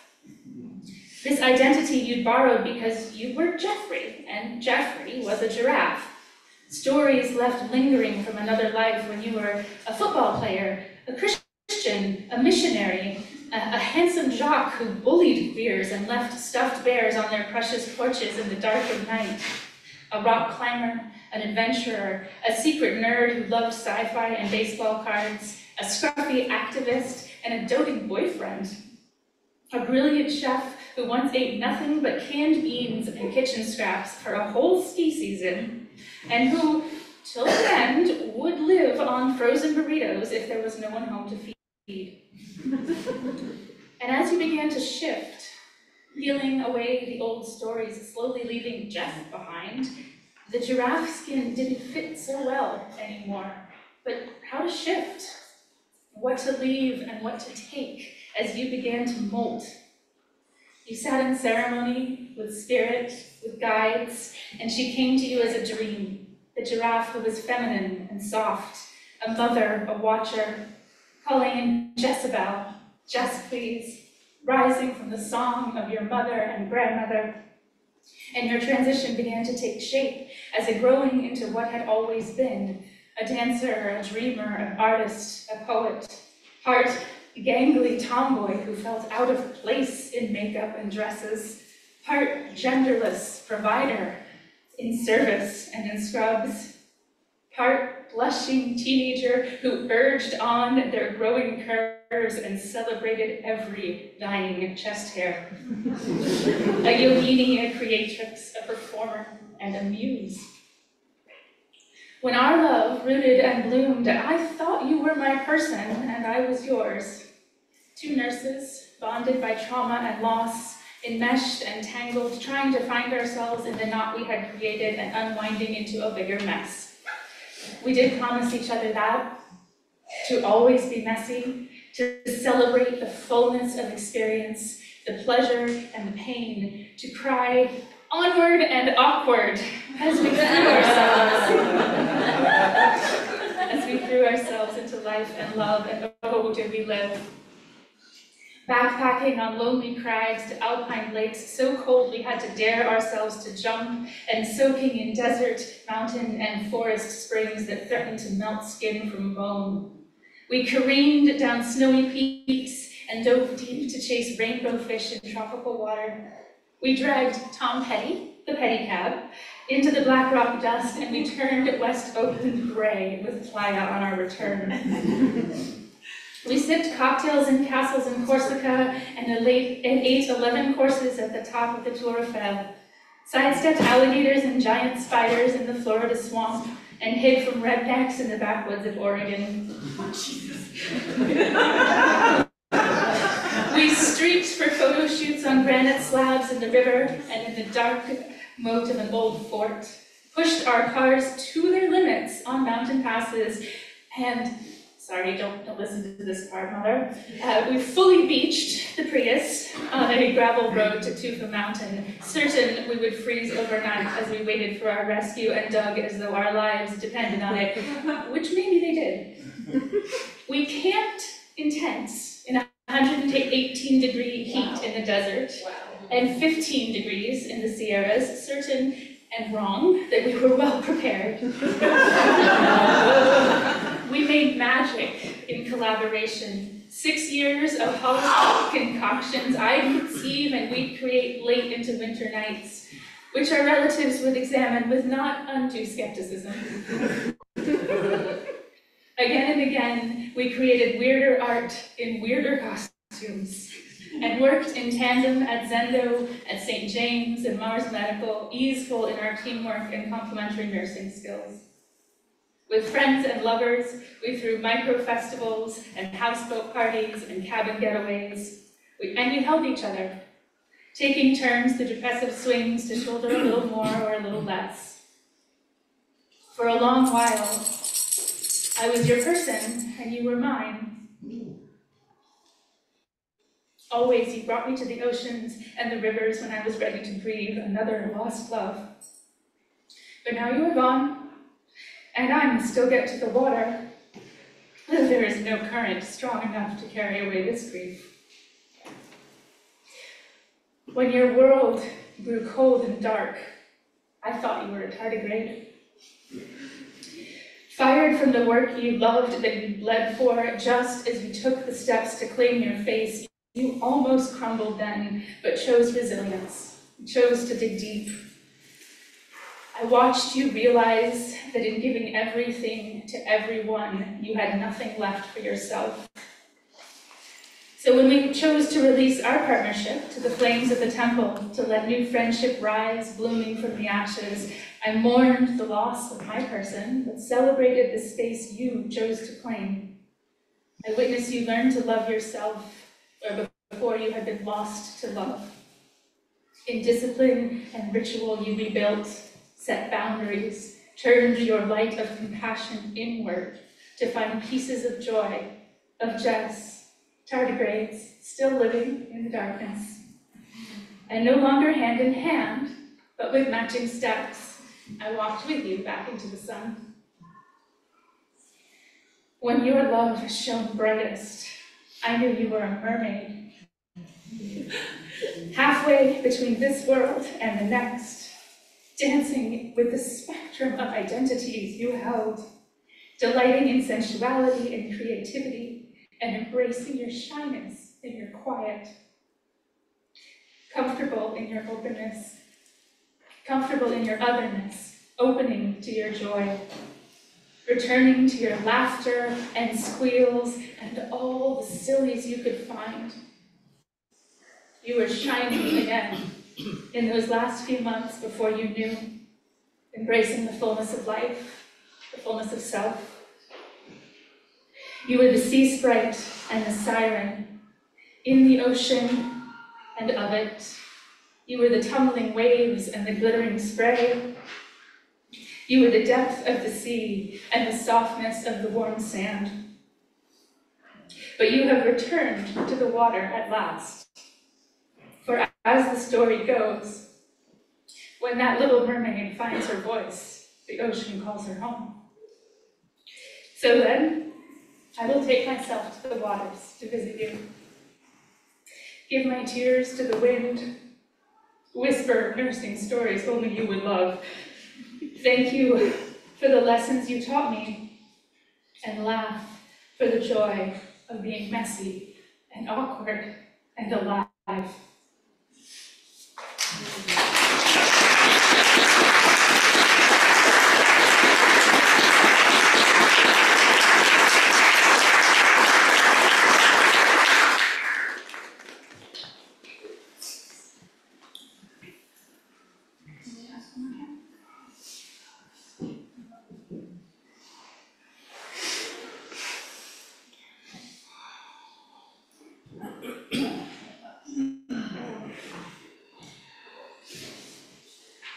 Anyone else want to speak? We're gonna wrap up shortly. I don't know if you're getting up to speak or you're getting up.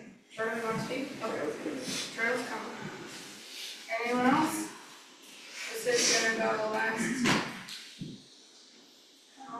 Yeah, Charlie.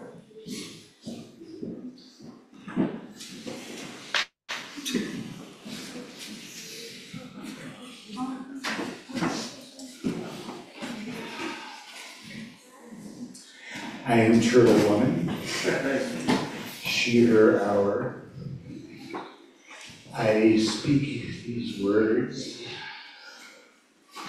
for another who is here tonight and for myself. The huge brown eyes of the giraffe gaze out from on high. These eyes search out all those in need of care. Such is their way. These huge brown eyes transmit this vision to their huge throbbing heart. From on high to the deepest core of their being. These eyes and this heart join in knowing what is needed. They know to come quietly, humbly, in devotion. They provide nourishment. They wrap our chilled forms in blankets. The quiet knowledge of these eyes and this heart hold us, comfort us, heal us, carry us forward.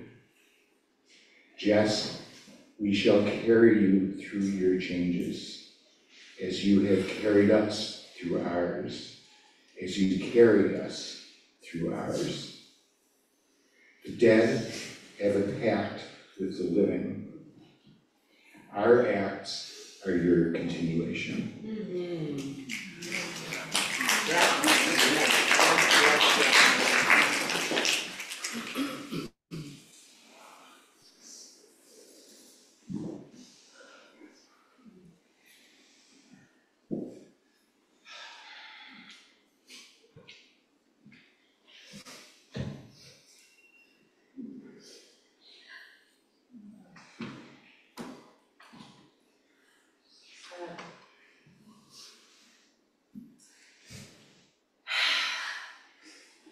Hello, our name is Miles, and I just want to take a deep breath really quick.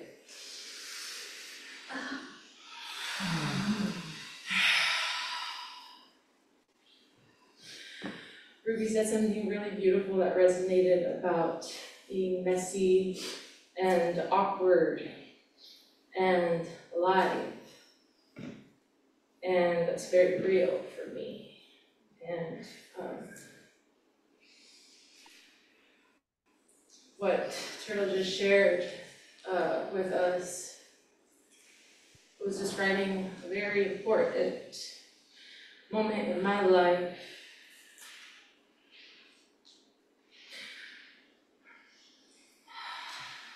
where I had the honor to meet this lovely being that we're here celebrating today. I only got to meet Jess once, and meeting Jess once was enough. To feel everything that was being described here today, and actually that day when I met Jess, pardon me, it was at a retreat, and we were being led very beautifully by Jess's partner, Sniff,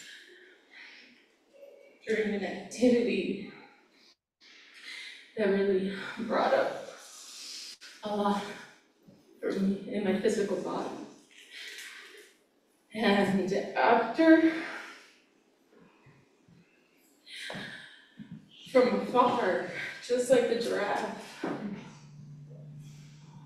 Jess noticed that I was still having a very somatic experience after the activity we had just done. Very quiet and very gently, Jess came and knelt beside us and put her hand on my shoulder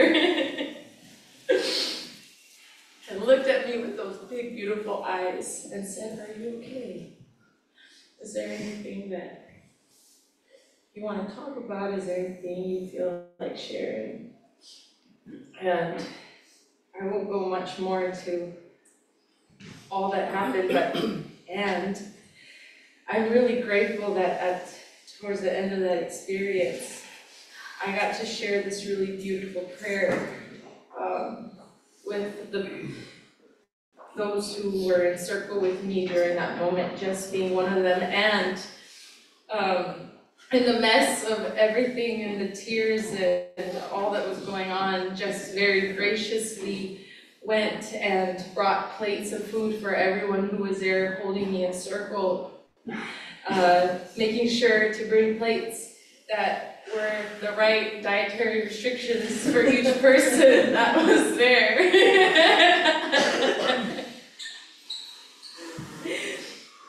And we ate, and we sang, and I got to share this. It's called A Prayer for Love, that is in a book called The Four Agreements by Don Miguel Ruiz. It's a Toltec wisdom book.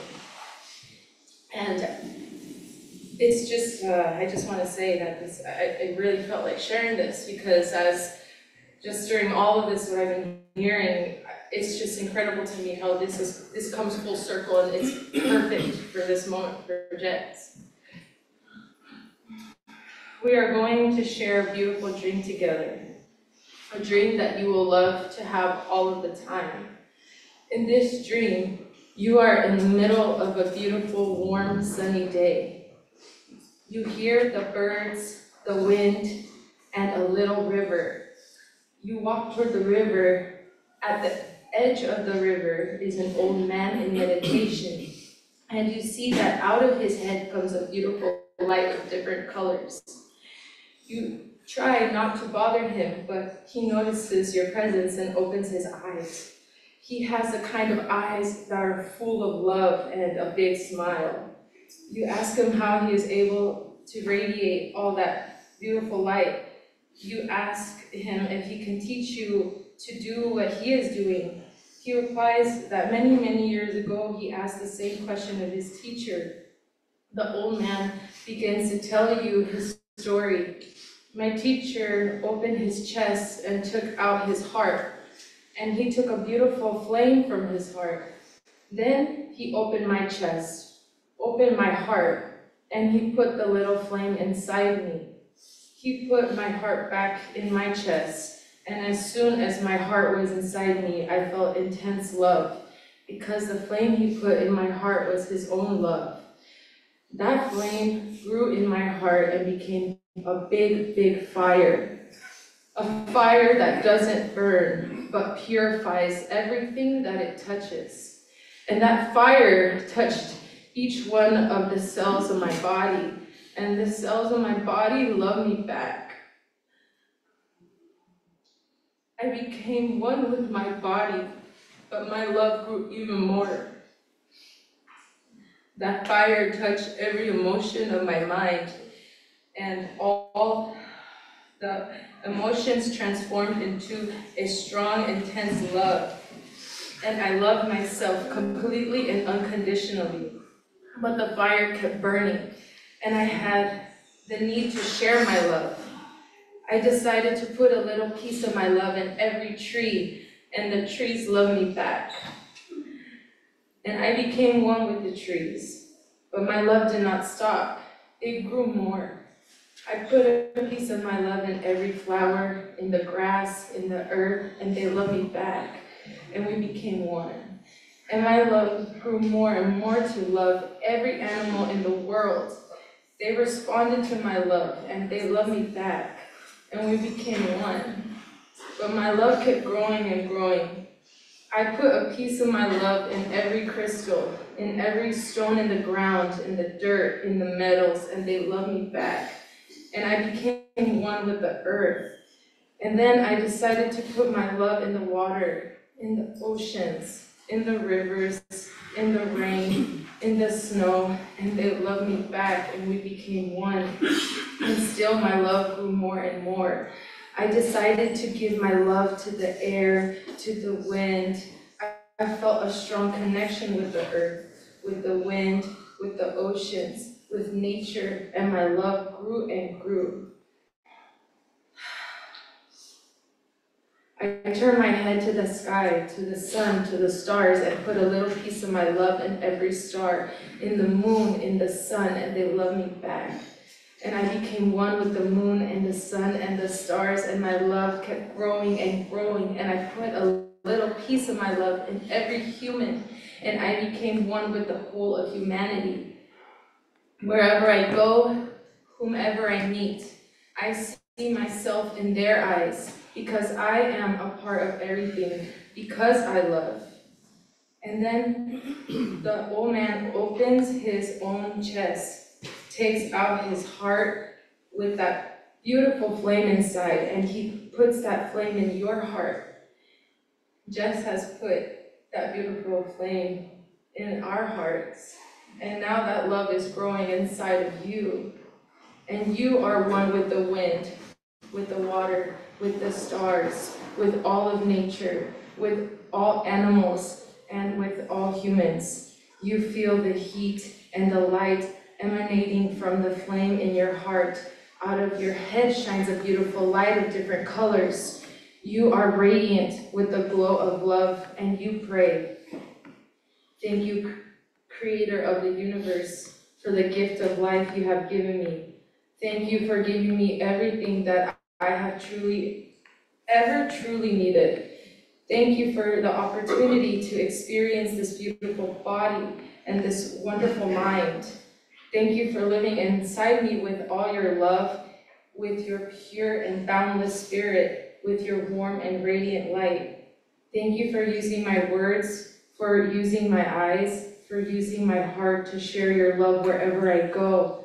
I love you just the way you are, and because I am your creation, I love myself just the way I am. Help me to become the love and the peace in my heart, and to make that love a new way of life, that I may live and love the rest of my life. Ashe, and thank you.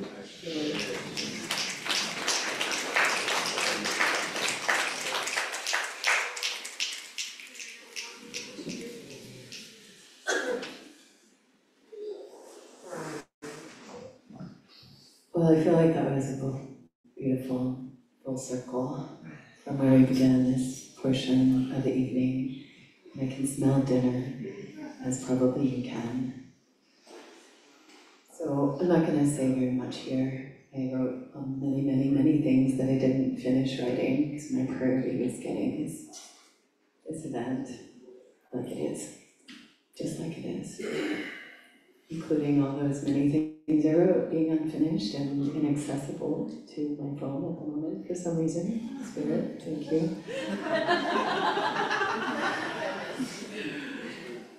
So, thank you. Thank you for being here. Again, thank you for your love. I do thank you for that reading. That kind of thought is what's getting me through this. As many of you know, Jess and I had just moved in together after many years of wanting to. And I had held them through lots of struggle and suffering for many years, wondering why am I doing this and making myself crazy and holding myself back from joy. No, I'm not. This person is really fucking special. I am here for them. I'm gonna wait for whatever's next. I know they're gonna break through. You know, they're gonna break through and come back to themselves and come to the next level, Jess. And they did. And they did. And although, you know, in our human minds, we think when we break through things and when we get to that point, like, yeah, then we get to live from there.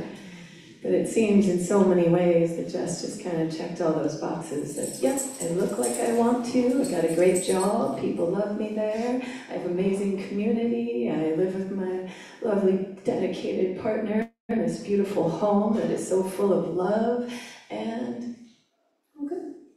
I'm good. Time to go now. So it is. So it was. I want to rage sometimes, you know, for what my human mind thinks things were supposed to be like. And then there's like this other strange woo thing. My child and I are a bit witchy. And a bit, she's laughing over here. And we were like talking about palmistry one day, and Jess is like, and they're like, tell me about me, and showed me their hand. And this here's the lifeline on the right hand. Jess's lifeline is deep, strong, powerful, went about halfway of their hand. Which I looked at and was like, never mind. Palmistry's stupid, doesn't mean anything.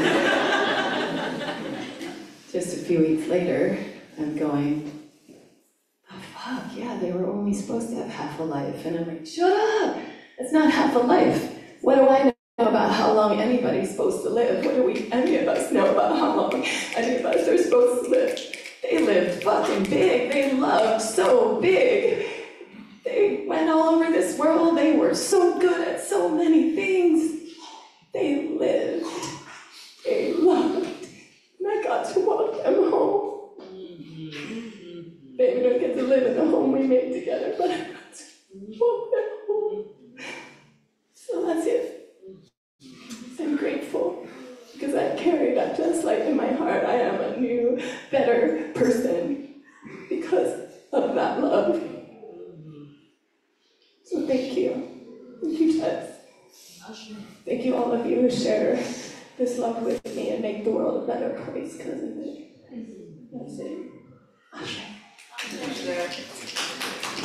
So, emotions and digestion are sometimes complicated things to go together. So before dinner, I want to invite the amazing, incredible, wonderful, fantastic, if you don't know her, meet her, talking about witchy, Suzanne Sterling, singer, yoga teacher, etc., superstar.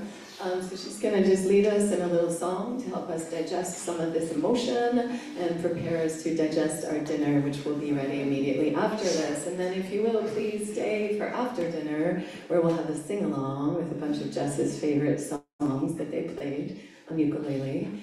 And and the dance party. Okay.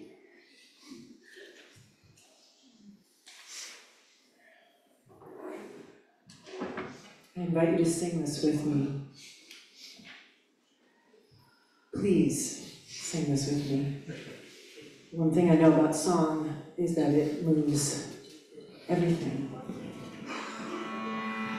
So taking all of the prayers and stories that were spoken here today, offering it up as song for just to feel deeply all this love.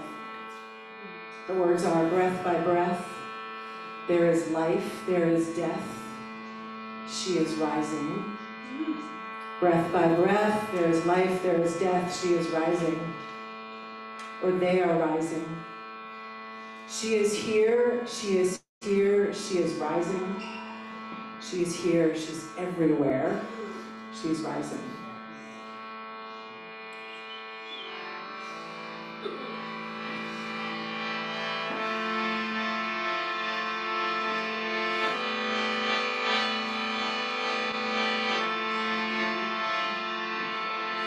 Breath by breath, there is life, there is death, she is rising.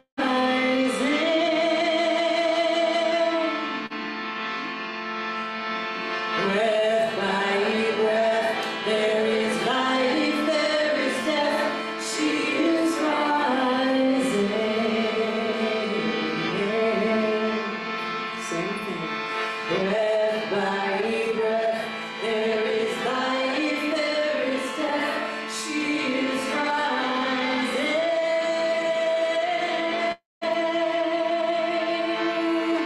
Breath by breath, there is life, there is death, she is rising.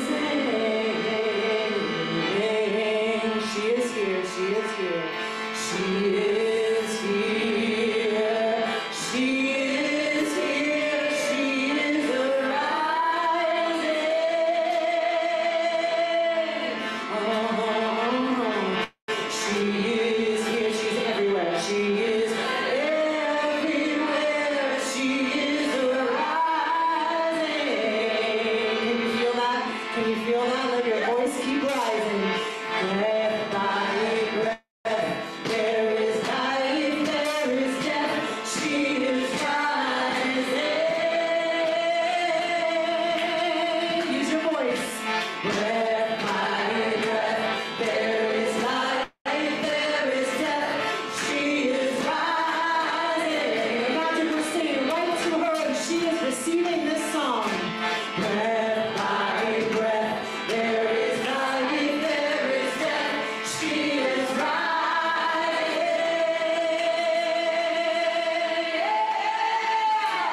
Breath by breath, there is life, there is death, she is rising.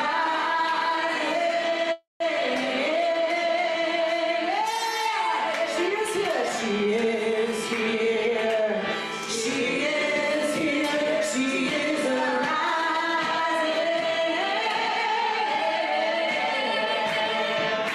She is here, she is everywhere, she is arising.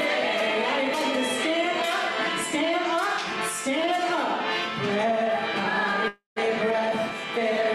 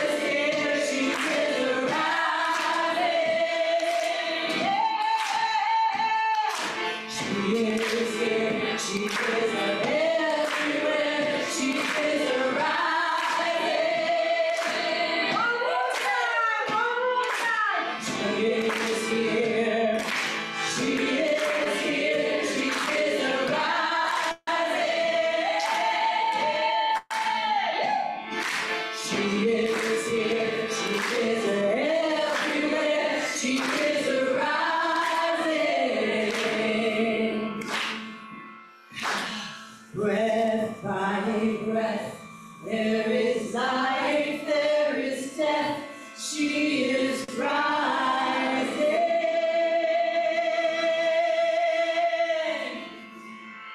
Breath by breath, there is life, there is death, she is rising.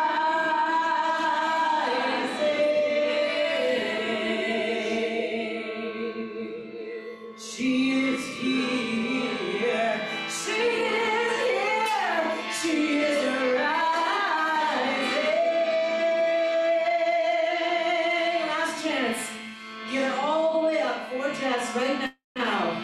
She is here, she is everywhere, she is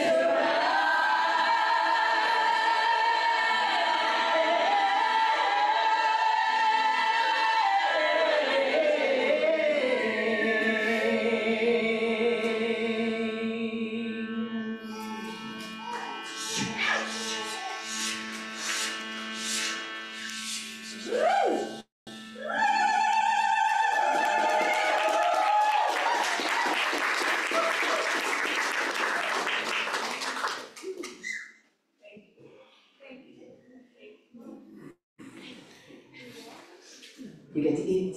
Please let the families, your elders, otherly abled folks, those who are pregnant, go